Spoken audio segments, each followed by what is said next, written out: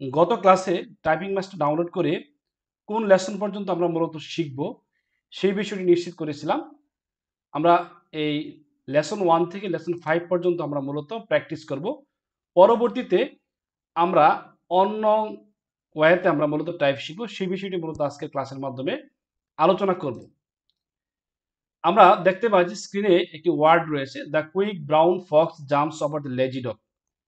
এই ওয়ার্ডের মধ্যে 26টি লেটার রয়েছে। আমরা যদি এই ওয়ার্ডটা প্রতিনিয়ত প্র্যাকটিস করি তাহলে আমাদের কাছে টাইপটা একেবারে পানির মতো সহজ হয়ে যাবে।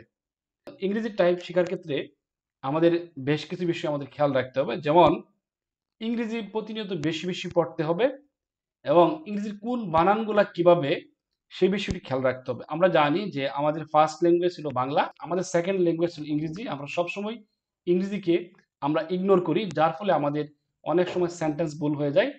যেকোনো সেন্টেন্স লিখতে আমরা যখন কনফিউজড হয়ে যাই তখন আমাদের এই টাইপিং স্পিডটা অনেকাংশ কমে আসে, যার ফলে আমরা বিভিন্ন সরকারি বেসরকারি যে চাকরি রয়েছে সেখান থেকে আমরা বঞ্চিত হই।